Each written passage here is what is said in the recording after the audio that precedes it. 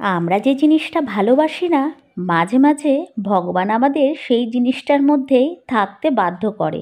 এই যেমন মেঘলা দিনে সকালবেলায় বুট্টু প্রথমে স্কুলে চলে গেল, আর এখন কৌশিক চলে যাবে ওর অফিসে। এখন বাজে 8:30, সবাই ফিরবে, একজন 4টে, একজন 6টায়। সারাদিন আমি এই ফাঁকা ঘরটায় একা থাকবো ঠিক বলবো না, কারণ হচ্ছে আমার প্রচুর গাছপালা রয়েছে। আমি সেগুলোর দিকে তাকিয়ে ভাবি ওরা আর আমি একসাথে আমরা সারাদিন কাটাই।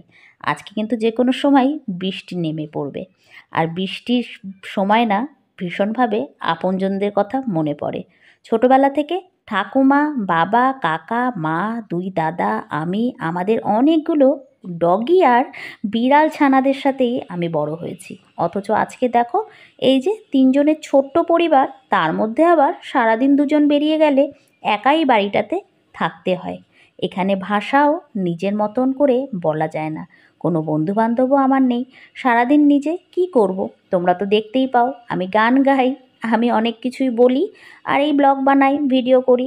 এই যেমন সকালবেলা কালী মায়ের গান শুনতে শুনতেই, এই যে ঘরে কেন বলো তো লাইট লাগানো, কারণ ঘরটা না একদম অন্ধকার, বাইরে পুরো বৃষ্টি আসার মতন অবস্থা। এই গাছটা নতুন এনেছিলাম, এও একজন নতুন বন্ধু হলো আমার।